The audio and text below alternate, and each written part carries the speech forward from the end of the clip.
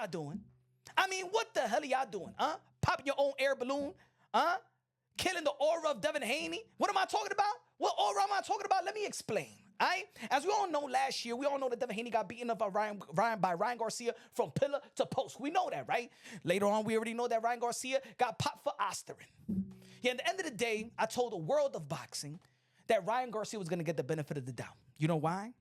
Because when we talking about PEDs, people are going to pay attention to Devin Haney's affiliation with Victor Conte, aka the Pablo Escobar PEDs. Didn't I say that? I know there's a lot of people that was mad also that be like, yo, but Ryan is the one that popped dirty. Ryan is the one that's unprofessional. But I told y'all that there's a cloud around the snackers. The snackers. Yes. He was not going to get the benefit of the doubt. Ladies and gentlemen, Devin Haney was the most crucified, devalued, disrespected athlete in the past 14 months. Right leading up to the May 2nd bout, Times Square, Jose Ramirez. Man, Devin Haney was getting leading up to the fight, he was getting criticized with the ass whooping that Ryan Garcia gave him. He was getting criticized by going to the carnival and swinging at the carnival, missing, and didn't even drop him. His whole crew didn't drop him. It was contagious. The non-power pillow puncher was contagious, right? And then his baby mama and Young Thug and stuff like that. Now people was playing, man, what is Devin Haney doing with the scoochie? The skank and the hoochie that recently, as we all learned, try to say that, have order protection. She wants sole custody. Well, we know what that scoochie was going to do, Devin. We know what she was going to do. We was trying to give you the heads up. It wasn't hate. We was trying to give you the heads up. But he was getting criticized over that, right? He was getting criticized, man, man. It was. And look, Devin Haney actually ain't doing nothing wrong, but he was getting criticized heavily. A lot of people was dialing in, doing documentary videos of Victor Conte, Devin Haney, and all of that. Because at the end of the day, when we're talking about PEDs, if you are affiliated with Victor Conte, you're not going to get the benefit of the doubt. So what am I talking about that? Wow, but you started this video saying that Devin Haney popped his own air balloon and his aura. Now, when Devin Haney beat Jose Ramirez, he was running, right? He won, but he ran. We understand that the ultimate fight was the rematch between Ryan Garcia and Devin the Dream Haney. That's why they was promoting the May 2nd Times Square bout. It was about the rematch. Ryan Garcia lost to Rolly Romero. He effed up the bag. He effed up the rematch. But then Devin Haney also signed up to fight Teofimo Lopez. Teofimo Lopez, who beat Arnold Barbosa and stole the show. The only guy that was actually exciting, outside of the Rolly Romero knocking down Ryan Garcia, but that fight was a little bit boring after the knockdown as well. But Teofimo Lopez was running all the way high. Boots Ennis beating Stanionis. That was supposed to be the potential tournament, right? The winner of Devin Haney and Ryan Garcia fights the winner of Teofimo Lopez and Boots Ennis in February 2026 Reha season. Teofimo Lopez, shockingly, and y'all already know I'm a supporter of Teofimo Lopez. Everybody knows that. Shockingly, he declined. He pulled out of the Devin Haney fight in which he was going to get paid $8 million. Whole world was saying, damn, Doug, how Teofimo Lopez going to be ducking Devin Haney, man. Devin Haney doesn't even have momentum, man. You can knock him out in August 16th and go back into the ring probably December, November, or whatever, right? And we understand that Teofimo Lopez had the second deal that was supposed to be $11 million to fight Jerome Boots Ennis. Jerome Boots Ennis dug Teofimo Lopez.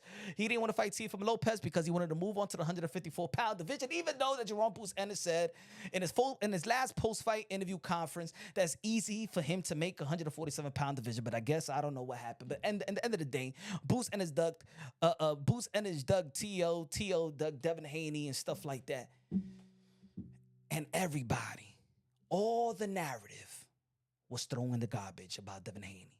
All the disrespect, all the devalue, everything got thrown in the garbage, and all the praises. We didn't hear about the Ryan Garcia ass whooping no more. We didn't hear about the baby mama. We didn't hear about the carnival guy. We didn't hear that Devin Haney is weak. We didn't hear that Devin. Nah, all we was talking about, and we wasn't even talking about Devin Haney running.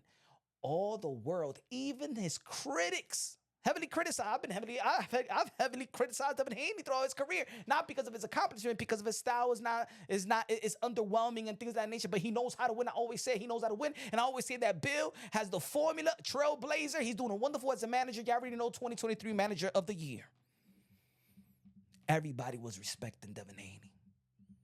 We heard that even Boots did not want to fight Devin the Dream Haney even on the catch weight.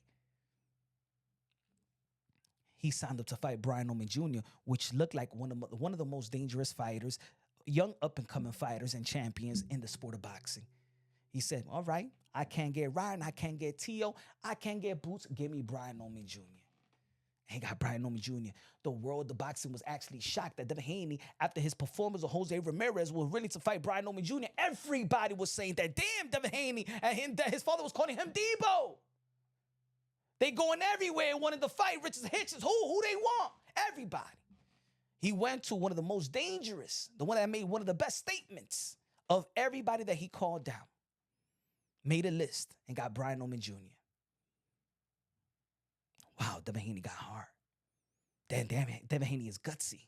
Yo, damn, Bill and Devin, man, they really to fight anybody, any place, anytime, no question. But then what happened? Leading up, they already signed for the fight, and then they trying to have a smear campaign on Brian Oman Jr., saying that he needs to enroll to 24/7, 365, right? VADA, trying to shame him that he didn't get tested out there in Japan, insinuating that he could be cheating. Once PED is put on the table, Devin Haney and any of the snackers won't get the benefit of the doubt. And now we're talking about what? This is how he popped his own air balloon. This is how he killed his own aura, his own vibe, his own momentum. Because all we should be talking about is continually talking about that Devin Haney, man, he's gutsy. He's willing to fight Brian Oman Jr. Yo, he's crazy. Yo, man, and yo, he can fight anybody. Yo, why Brian Oman Jr.? Now we're talking about Victor Conte, PEDs, undetected PEDs. It's back to the narrative. It's back to Devin Haney not getting the benefit of the doubt. And the Haneys did that to themselves. Why you didn't deal with that behind the scenes? So everybody could just be focused on your cojones, your heart. I'm not saying that fighter shouldn't be signed or get tested 365. No, I believe that every fighter should be doing, but I just don't believe that every fighter should be paying for it.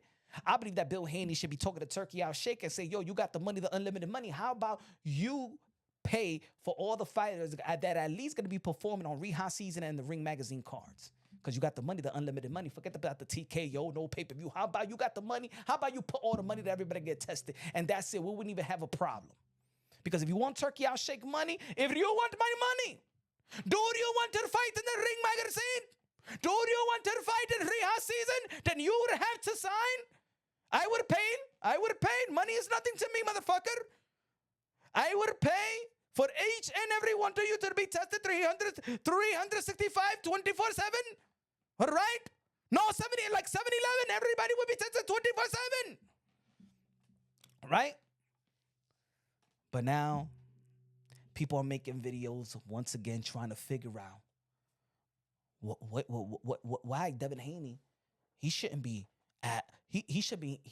scared of Brian Oman Jr. of PEDs because he's with Victor Conte.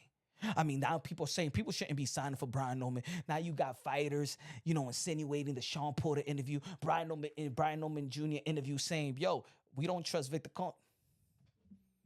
He killed the own vibe. Now we're talking about the whole same narrative that wasn't giving credit to Devin Haney, but the Bill Haney and Devin Haney did that to themselves.